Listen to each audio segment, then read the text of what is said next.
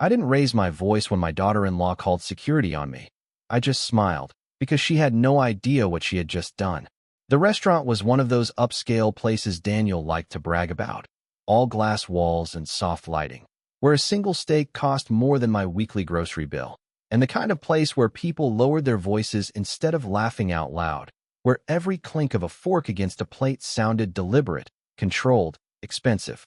I had arrived 10 minutes early, as I always did, smoothing the navy blue dress I had chosen that afternoon, the one with the modest neckline and pearl buttons, the one I used to wear to church on special Sundays, because I wanted to look presentable, not for Vanessa, but for my son. Daniel had texted me that morning, a simple message: dinner tonight, 7 p.m., don't be late. And I had read it twice, feeling something warm stir in my chest, something I hadn't felt in a long time. The hope that maybe, just maybe, things were going to change. When I stepped inside, the hostess gave me a polite smile, the kind reserved for strangers, not family, and led me to a long table already set with crystal glasses and neatly folded napkins. Vanessa was already there, sitting straight-backed, her blonde hair perfectly styled, her fingers resting lightly on the table as if she owned it, and Daniel sat beside her, scrolling through his phone, barely glancing up when I approached. "You're early," Vanessa said, her voice smooth but cool, like polished marble. I smiled anyway and took the seat across from them, folding my hands in my lap to keep them from trembling. I told myself it was just nerves, just the weight of the past few months pressing down on me, the quiet distance, the missed calls, the way holidays had become shorter, colder, until they almost stopped altogether. The waiter came and poured water into my glass, and for a moment, everything felt almost normal, like we were just another family having dinner together. I asked Daniel about work, about the company he had built from nothing, the company I had once helped him start with my savings, back when he still called me every Sunday just to hear my voice. He answered in short sentences, distracted, his eyes flicking to Vanessa as if waiting for her approval before speaking. Vanessa, on the other hand, spoke freely about renovations, about their upcoming trip to Aspen, about a new investment property they were considering, her words flowing easily, confidently, as if I were just another guest at the table, not his mother. I nodded and listened, smiling when I was supposed to, even when I didn't understand half of what she was saying, even when each sentence reminded me how far their world had moved away from mine. The appetizers arrived, plates arranged like artwork, and I reached for my fork carefully, conscious of every movement, aware of the way Vanessa's eyes flicked toward me, measuring, evaluating. It happened so quickly that at first, I thought I had imagined it. Vanessa leaned slightly toward Daniel, whispering something under her breath, and he gave a small, almost imperceptible nod. Then she sat back, straightened her shoulders, and raised her hand, not to call the waiter, but someone else. I followed her gaze and saw a man in a dark suit standing near the entrance, watching us with quiet attention. My stomach tightened, a strange, cold feeling settling in my chest. The man approached our table, his expression neutral, professional, and Vanessa turned to him with a smile that didn't reach her eyes. "Excuse me," she said, her voice carrying just enough for the nearby tables to hear. "This woman isn't supposed to be here." For a second, no one moved. I looked at her, waiting for the hint of a joke, some sign that this was a misunderstanding, but her face remained perfectly composed, almost bored. The man glanced at me, then back at her. "Ma'am?" he asked quietly. Vanessa didn't hesitate. "She's not part of our party," she said, each word precise, deliberate. "Please have her removed." The word removed hung in the air like something heavy, something final. I felt the room shift around me, conversation softening, eyes turning, the subtle awareness of an audience forming without anyone needing to say a word. I could feel Daniel beside her, still silent, still looking anywhere but at me. I placed my fork down carefully, aligning it with the edge of the plate, because my hands suddenly felt too unsteady to hold it. The man turned to me then, his posture respectful but firm. "Ma'am, I'm going to have to ask you to step away from the table." I met his eyes, not with anger, not with embarrassment, but with something else, something quieter, steadier. I stood up slowly, smoothing my dress again, the same way I had done when I first walked in, as if this were just another moment in an ordinary evening. Around us, The restaurant had gone almost silent, the kind of silence that pretends not to exist but presses in from every side. Vanessa leaned back in her chair, watching me, her lips curved in the faintest smile, as if she had just corrected a small inconvenience. And that was when I let myself smile too, just a little, because standing there, in that moment, I realized something she didn't. She thought she was removing me from the table, from their lives, from whatever place I had left in this family. But what she had actually done, in front of all these witnesses, was give me exactly what I needed. I walked past the table without looking back, the soft carpet beneath my shoes muffling each step as if the room itself was trying to erase the sound of what had just happened. And yet I could feel every eye following me, not openly, but in that careful, sideways way people look when they do not want to be seen staring, when they know something is wrong but are relieved it is not happening to them. The man in the suit kept a respectful distance beside me, not touching, not rushing, just guiding me toward the exit with a quiet professionalism that almost felt kinder than anything my own family had shown me in months. When we reached the front, he paused and opened the door, and I stepped out into the cool evening air, the city lights reflecting off the glass behind me, the hum of traffic replacing the silence I had just left behind. For a moment, I simply stood there, letting the air settle around me, letting my heartbeat slow, letting the weight of it all find its place without overwhelming me. I did not cry. I did not feel the urge to call anyone or explain anything. Instead, I reached into my purse, pulled out my phone, and checked the time. 7:43. Dinner had barely started. I imagined them still sitting there, the plates arriving, the conversation resuming in that careful, controlled way, as if nothing had happened, as if I had never been part of it to begin with. That thought might have broken me once. Tonight, it only confirmed what I had already begun to understand. I thanked the man quietly before he returned inside, and I walked down the sidewalk, my pace steady, my steps measured, as if I had somewhere specific to be, even though I had not planned anything beyond that table.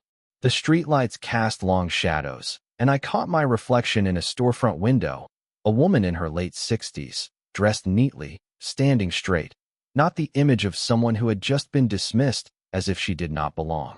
I studied that reflection for a second longer than necessary, noticing the calm in my own expression, the absence of panic or confusion, and that was when the memory surfaced, not from years ago, but from the night before.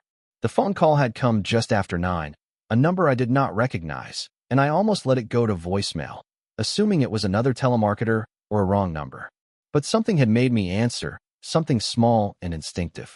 The voice on the other end had been polite, professional, a man introducing himself as Thomas Green, an attorney who had handled several transactions connected to my late husband's estate.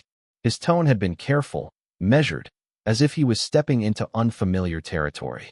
He had asked if we could meet, said there were documents I needed to review, documents that had not been properly disclosed. At the time, I had felt a flicker of confusion, followed by a quiet unease, the kind that settles in slowly rather than striking all at once. We had agreed to meet the following morning, and I had gone to bed with that thought lingering at the edge of my mind, not yet fully formed. This morning, I had sat across from him in a small office that smelled faintly of paper and coffee, listening as he explained things that did not quite make sense. At first, things about transfers and signatures, about properties that had changed hands without my direct involvement, about financial decisions that had been made under the assumption of my consent. He had not accused anyone outright. He had simply presented the facts, one by one, laying them out in a way that could not be easily dismissed. I remembered the way my hands had rested on the table, still and composed, while inside, something had shifted, something that had been quietly rearranging itself for months finally clicking into place. By the time I left his office, I was no longer uncertain. I was no longer questioning whether the distance I felt from my son and his wife was imagined or exaggerated. It had shape now. It had direction. And standing outside that restaurant, under the glow of street lights and passing headlights, I realized that what had just happened inside was not a sudden act of cruelty. It was a reveal, a moment where everything hidden had stepped into the open, where the lines had been drawn clearly enough for anyone paying attention to see. I resumed walking, turning the corner toward the parking lot, my heels tapping lightly against the pavement, and as I reached my car, I paused again, this time not to gather myself, but to consider what came next. I opened the door, placed my purse on the passenger seat, and sat down, my hands resting on the steering wheel. For a brief moment, the silence inside the car wrapped around me, familiar and grounding. Then I reached for my phone again, scrolled to a number I had saved only hours earlier, and pressed call.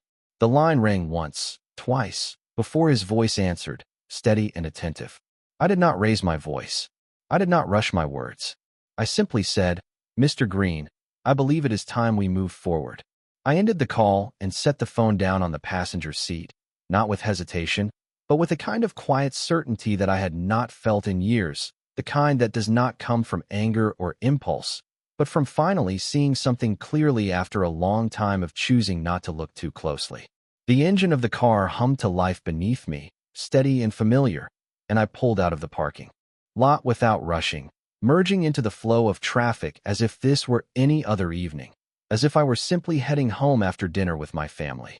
But nothing about this night was ordinary, and for the first time, I allowed myself to acknowledge that without softening it, without explaining it away.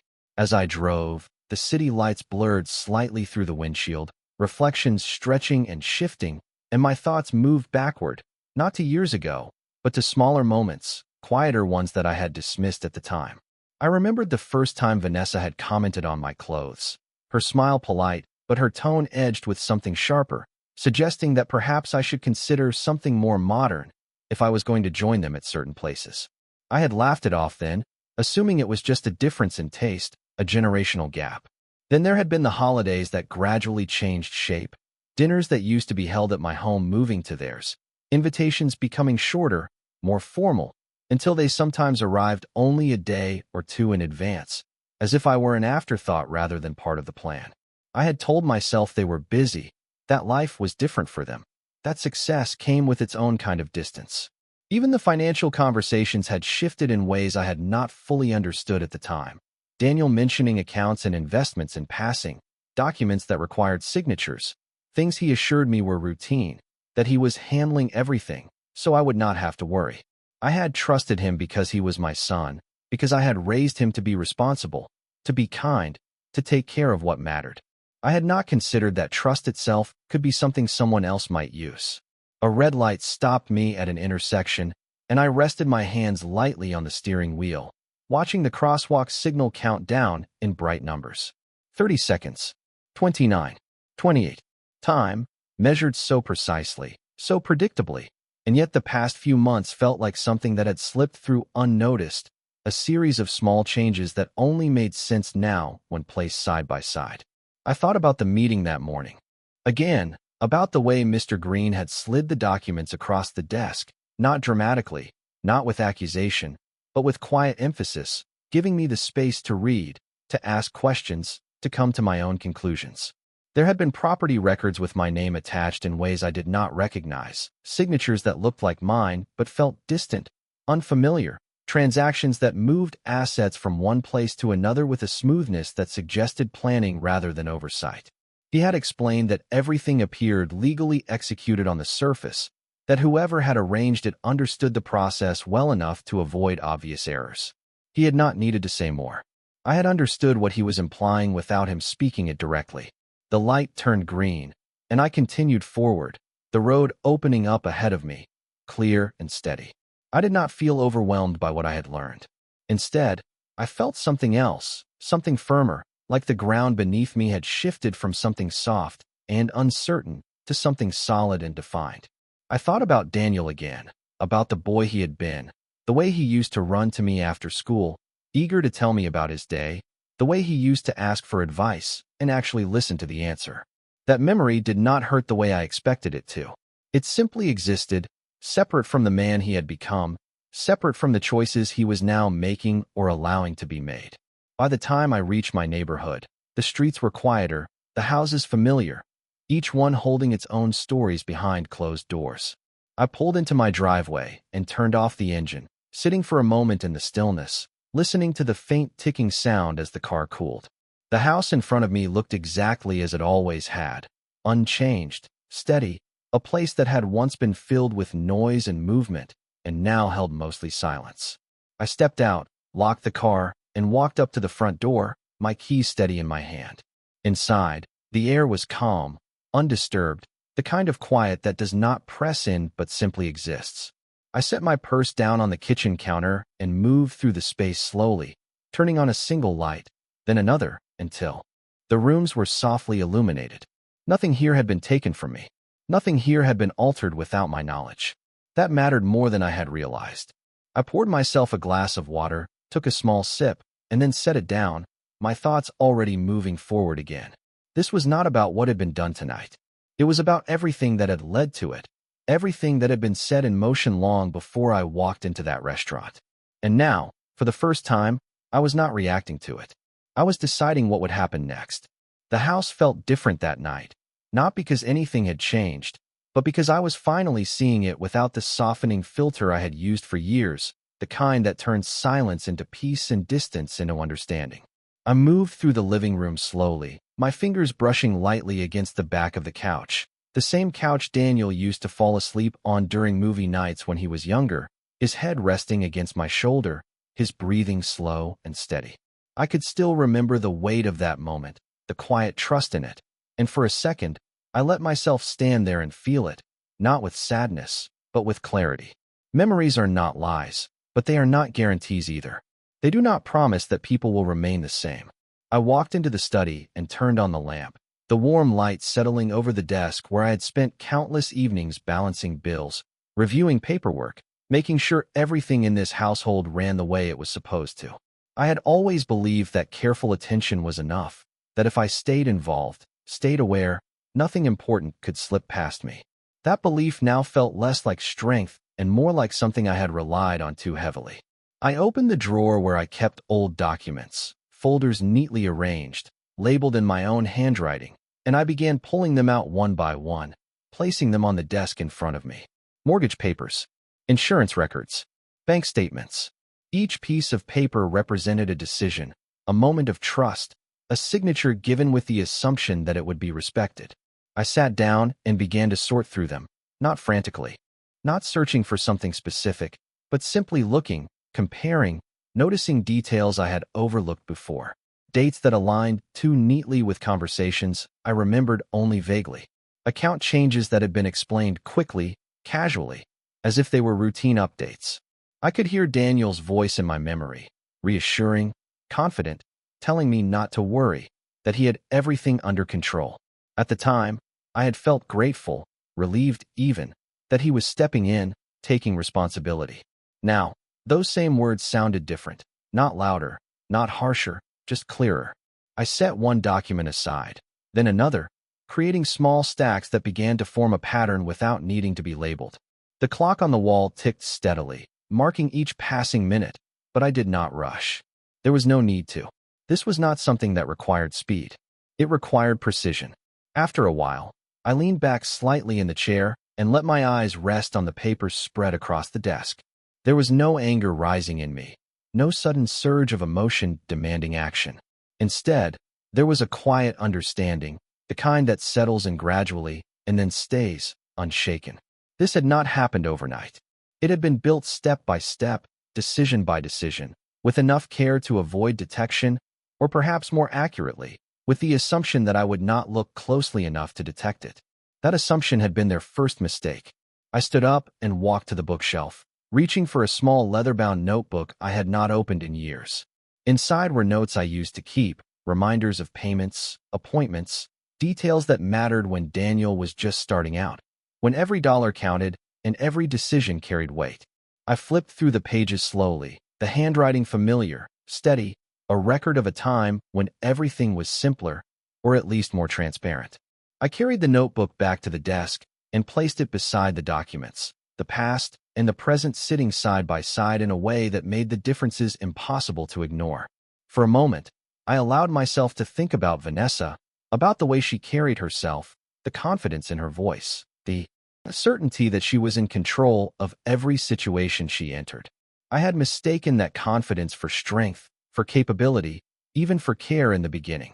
I had not recognized the calculation behind it, the way she observed, adapted, and gradually positioned herself exactly where she wanted to be. Tonight had not been an outburst. It had been a conclusion, the the final step in a process that had been unfolding quietly for a long time. But conclusions can be undone when the foundation beneath them is exposed. I gathered the most important documents into a single folder, aligning the edges carefully, making sure everything was in order. Then I placed the folder in my bag and closed it with a soft, deliberate motion. The house remained quiet around me, unchanged, but I no longer felt like I was standing still within it. I walked to the window and looked out at the dark street, the faint glow of porch lights from neighboring houses, the steady rhythm of a world that continued without interruption.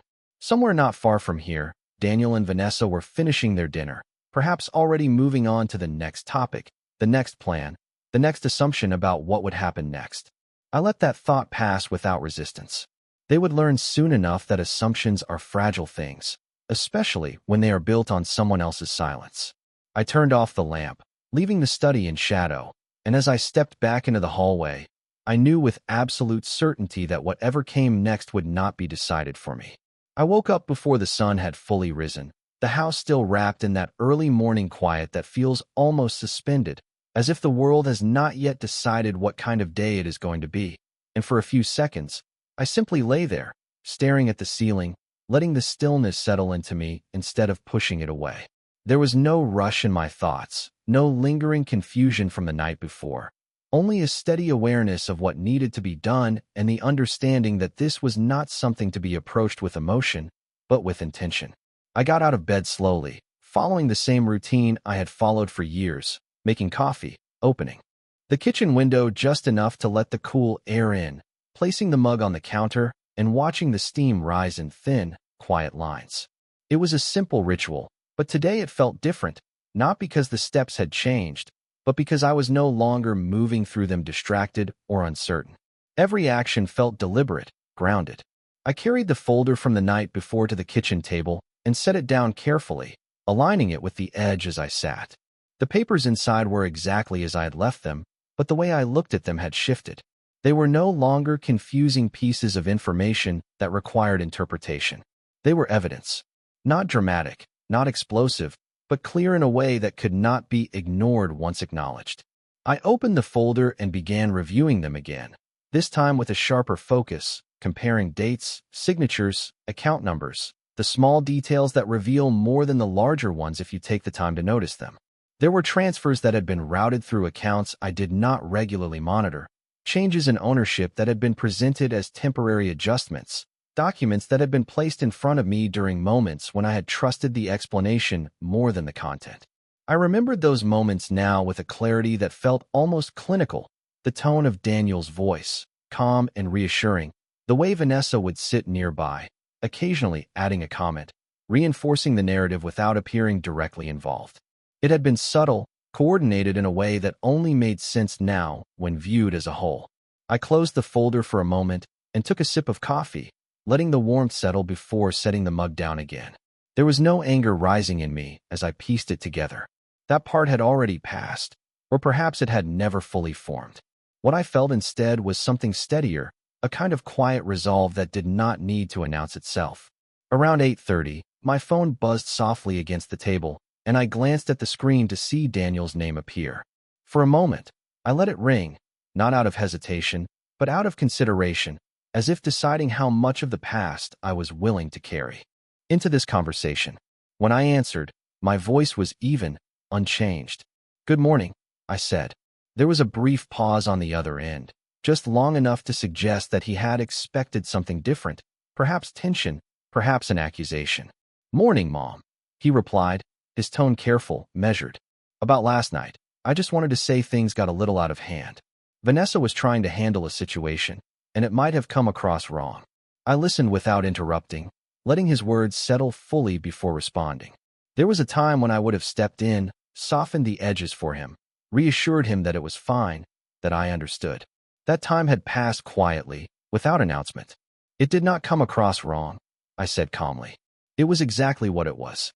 Another pause followed, longer this time, the kind that stretches when someone realizes the conversation is not going where they expected. "We can talk about it later," he said, adjusting his tone, moving toward familiarity. "Maybe come by this weekend.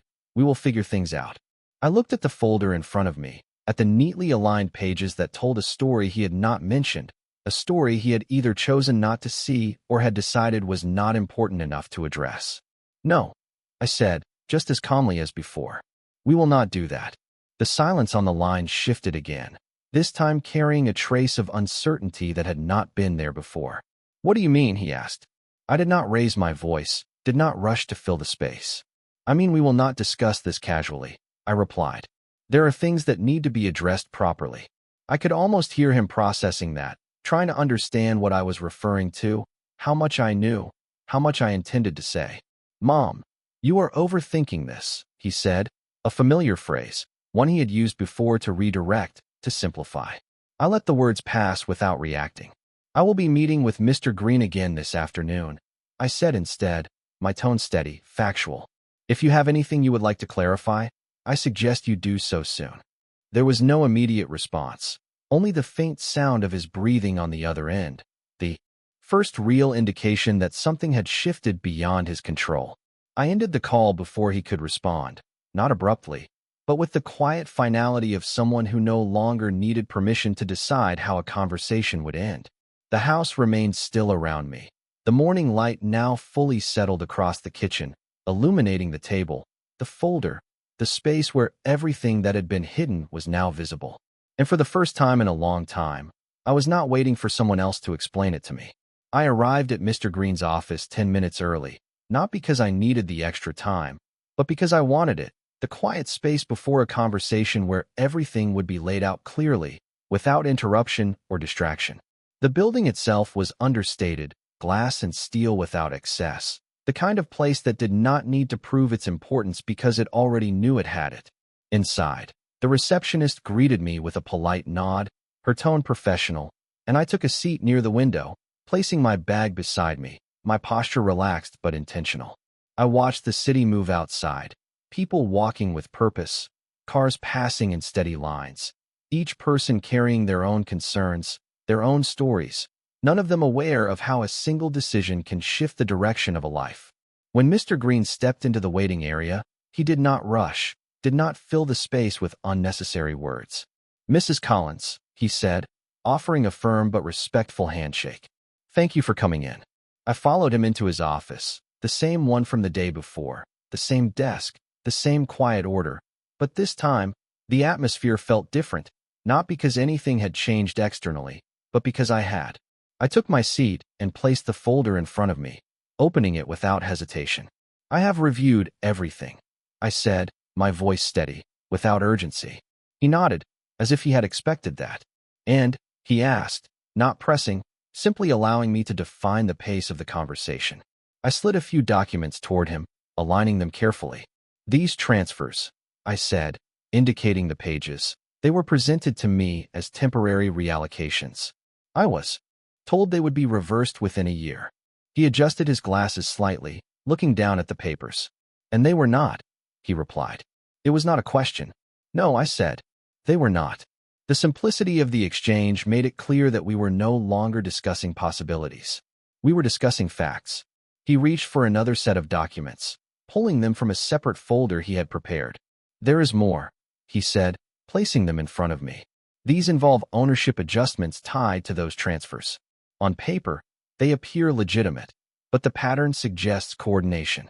I studied the pages, recognizing the structure even before I fully processed the details. It was not chaotic. It was not careless. It was methodical. That realization did not shock me. It confirmed what I had already begun to understand. "How long has this been happening?" I asked, not out of disbelief, but to establish the timeline clearly. He paused briefly, then answered, "Based on what we have, approximately 18 months. 18 months.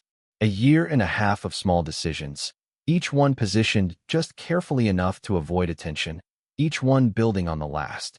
I considered that for a moment, not with emotion, but with precision, placing it alongside the changes I had noticed, the distance that had grown, the subtle shifts in behavior. It aligned too well to be coincidence. "And legally?" I asked. "Where does that leave me?" He leaned back slightly, folding his hands. "That depends on how you choose to proceed," he said. "There are options. Some are corrective, focused on reversing what has been done. Others are more assertive, addressing the intent behind the actions. I understood the distinction immediately. One path would restore what was mine quietly, closing the matter without disruption. The other would expose everything, making it impossible to ignore or deny. I did not respond right away. Instead, I looked down at the documents again, at the signatures, at the dates, at the structure that had been built with the assumption that I would remain passive. That assumption had shaped every step they had taken. What would you recommend? I asked finally, not because I needed direction, but because I valued perspective. He did not answer immediately. He chose his words carefully. I would recommend clarity, he said. Whatever path you take, it should leave no room for misinterpretation. I nodded once, understanding exactly what that meant. This was not just about recovering assets. It was about redefining the terms under which I would be treated going forward. Silence, I realized, had been interpreted as consent. That interpretation would not continue. I closed the folder slowly, the sound soft but final. Then we proceed with clarity, I said. There was no hesitation in my voice, no second thought. He inclined his head slightly, as if acknowledging a decision that had already been made before I walked into the room. Very well, he replied. I will begin preparing the necessary actions. I stood, gathering my things, feeling not lighter, but steadier, as if the uncertainty that had once occupied this space had been replaced with something more durable. As I reached the door, he spoke again. Mrs. Collins, he said. I turned slightly. You should be prepared, he added. This may not be received well. I met his gaze without shifting. It was never going to be, I said calmly. Outside, the afternoon light had sharpened, the edges of everything more defined, the city moving forward without pause. I stepped onto the sidewalk and adjusted my bag on my shoulder, my mind already moving ahead, not to what might happen, but to what I would allow to happen. For a long time, I had adapted to the space I was given. Now, I was the one deciding its boundaries. By the time I returned home, the light had shifted into that late afternoon tone that makes everything look quieter than it really is, as if the world is preparing to step back and observe rather than interfere, and I welcomed that feeling more than I expected. I placed my bag on the same spot on the kitchen counter, the movement familiar, controlled, and I stood there for a moment without moving, letting the silence settle again, not as something empty, but as something that belonged to me entirely. There was a time when I would have filled that silence with explanations, with rehearsed conversations, with attempts to predict how Daniel might respond or how Vanessa might deflect, but that instinct no longer held the same power. I did not need to anticipate them. I needed to remain clear about myself. I walked into the living room and sat down, my hands resting lightly on my lap, and for a brief moment, I allowed my thoughts to move forward instead of backward, to consider what would happen once the process Mr. Green had begun started to unfold. There would be calls. There would be questions. There would likely be attempts to reframe everything into something smaller, something more manageable, something that could be dismissed as a misunderstanding. I knew those patterns well because I had accepted them before. This time, I would not. Around 5 o'clock, my phone rang again, and I did not need to look at the screen to know who it was. I let it ring twice before answering, not to delay, but to choose the moment deliberately. Hello, Daniel, I said, my tone even, unchanged. His voice came through sharper this time, less controlled, though still careful. Mom, what is going on? He asked, skipping any formality. I just got a call from a lawyer's office. They said something about documentation review and potential corrections. What did you do? I listened to the question fully before responding, not interrupting, not reacting to the edge in his voice. I did not do anything sudden, I replied. I am addressing what has already been done. There was a pause, shorter than before, filled with a different kind of tension, one that came from uncertainty rather than control. This is not necessary, he said quickly. If there is something you are confused about, we can talk. There is no need to involve outside parties. I stood up and walked slowly toward the window, looking out at the same quiet street, the same steady world that continued regardless of this conversation. I am not confused, I said calmly. That is why this is necessary. He exhaled sharply, the sound controlled but unmistakable. You are making this bigger than it is, he insisted. Everything was handled properly. You signed the documents. You agreed to the changes. I let that statement settle for a moment, recognizing it not as an argument, but as a position he had likely relied on for some time. I signed what I was told were temporary adjustments, I said. I did not agree to permanent transfers. The distinction hung there, simple and precise, without emotion attached to it. That is not how it works, he replied quickly. You cannot just decide later that you did not understand. I did not raise my voice. I did not challenge him directly. That is exactly what will be determined, I said instead. Another pause followed, longer this time, the kind that stretches when someone realizes the conversation is no longer within their control. When he spoke again, his tone had shifted, softer, more measured, as if adjusting strategy. Mom, we are family, he said. We do not need to handle things this way. Vanessa and I have been managing everything to make things easier for you. I closed my eyes briefly, not out of frustration, but to acknowledge how familiar those words were, how often they had been used to simplify, to redirect, to maintain a certain narrative. Managing without clarity is not making things easier, I said. It is removing understanding. There was silence on the line again, but this time it was different, less certain, less confident. I could almost feel the shift, the moment where the assumptions they had built began to weaken, not dramatically, but steadily. What do you want? He asked finally, the question direct, stripped of its earlier layers. I opened my eyes and looked out at the street again, at the stillness that remained unchanged. I want everything to be accurate, I said. Nothing more, nothing less. It was not a demand. It was not a negotiation. It was a statement of direction. He did not respond immediately, and for the first time, I did not feel the need to fill that silence for him. When he did speak, his voice was quieter, more contained. We will talk about this, he said. Soon. I ended the call without correcting him, without agreeing, without adding anything further. The conversation had already said what it needed to say. I placed the phone down and remained by the window, my reflection faintly visible in the glass, steady, unchanged.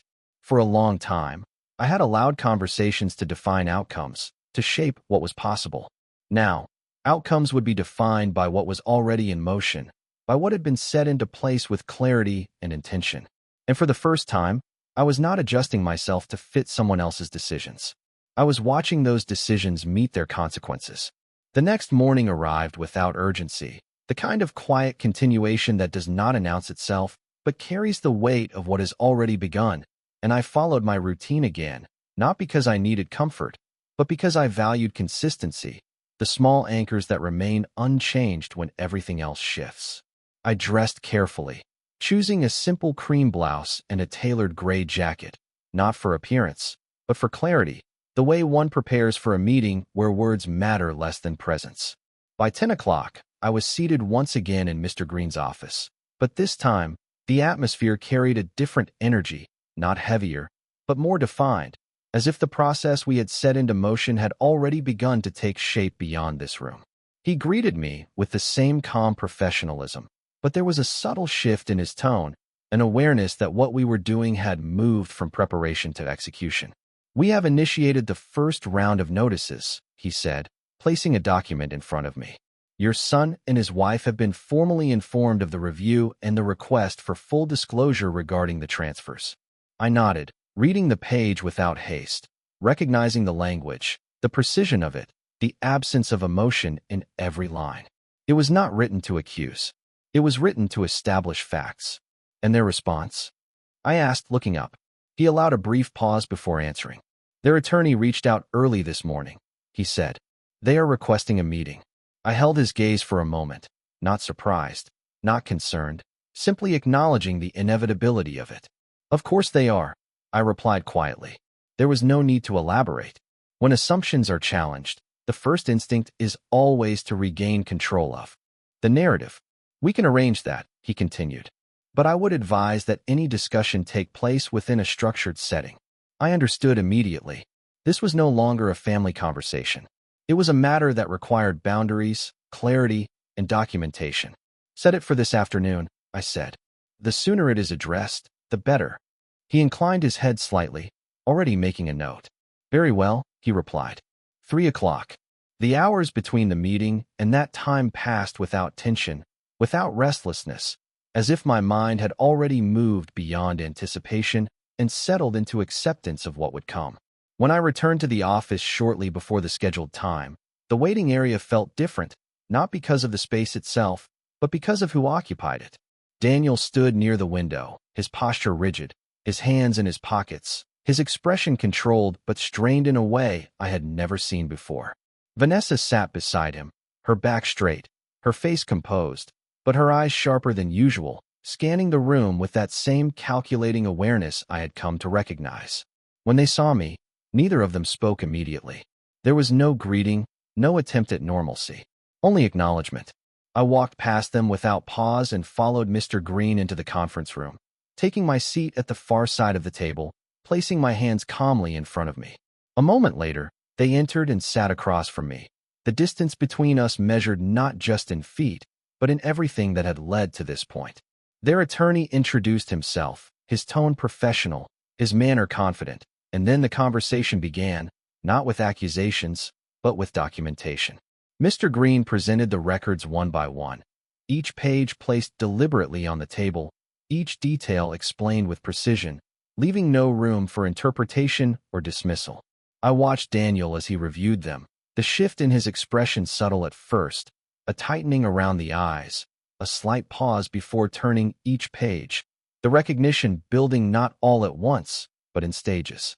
Vanessa remained composed longer, her posture unchanged, her gaze steady, but there was a moment, brief and almost imperceptible, where her hand stilled against the table, where the certainty she carried seemed to hesitate. These were authorized, their attorney said at one point, his voice measured, his words carefully chosen. All documents bear valid signatures. Mr. Green did not raise his voice. He did not challenge the statement directly. Authorization based on misrepresentation is subject to review, he replied calmly. The words settled into the room with a quiet weight that did not need emphasis. I did not speak immediately. I allowed the exchange to unfold, to reach the point where silence would carry more impact than interruption. When I finally did speak, my voice was steady, unchanged. I trusted the explanations I was given, I said. That trust does not extend to what I was not told. No one responded right away.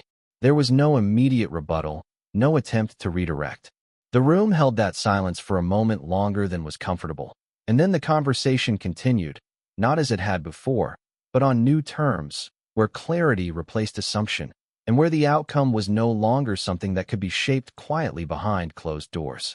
I sat there without tension, without the need to defend or justify, simply present, watching as everything that had been arranged without my full understanding was now being brought into the open, where it could no longer exist without question.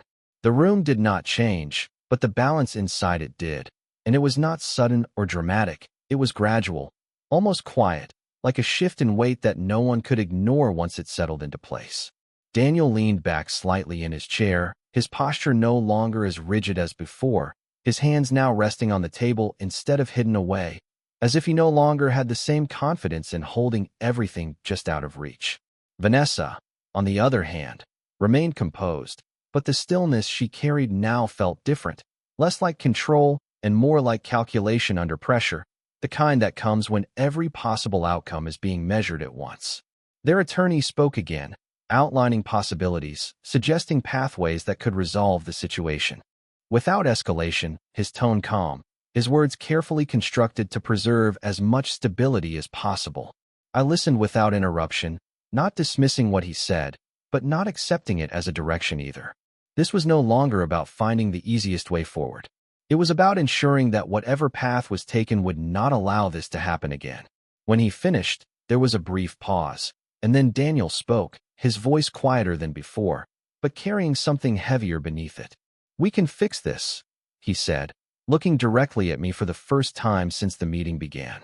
"If there was a misunderstanding, we can correct it. There is no reason to take this any further." I met his gaze without hesitation, not with anger, not with disappointment, but with clarity.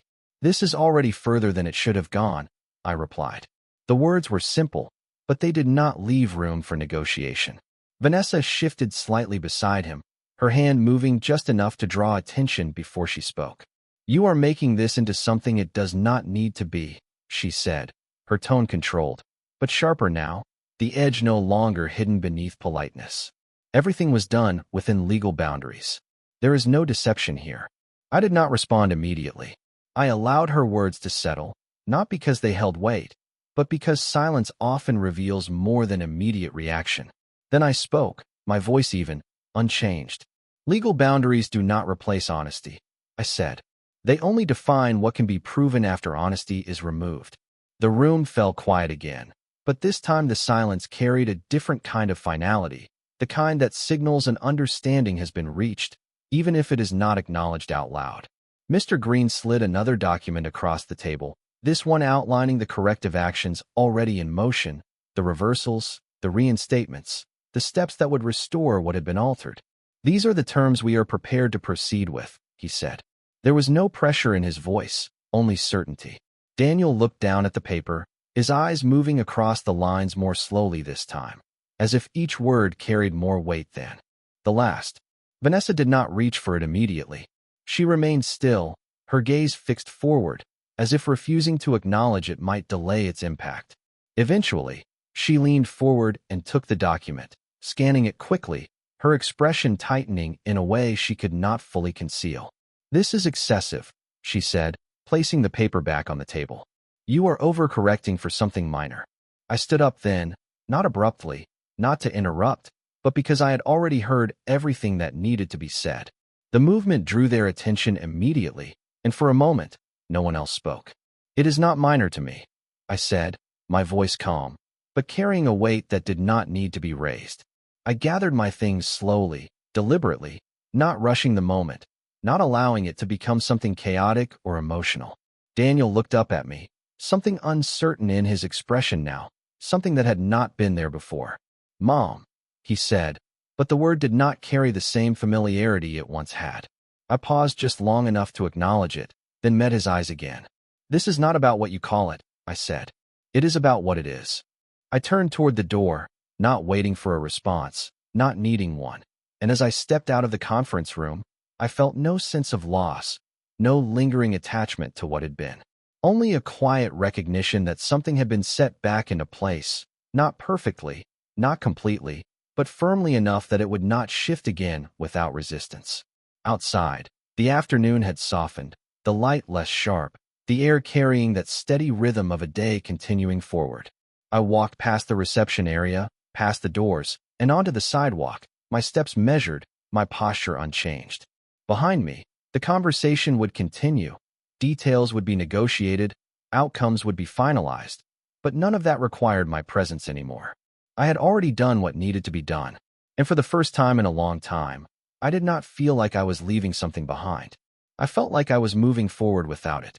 This emotional and gripping narrative explores one of the most intense family stories where a mother is publicly humiliated by her daughter-in-law during a formal dinner, only to respond with quiet strength and calculated clarity. Through a powerful sequence of events, this story reveals how trust can be manipulated within family stories and how silence is often mistaken for weakness until the truth surfaces with undeniable force. As the mother begins to uncover hidden financial decisions and misrepresented agreements involving her son and daughter-in-law, the tension builds into a deeply personal confrontation that reflects the darker realities often found in family stories.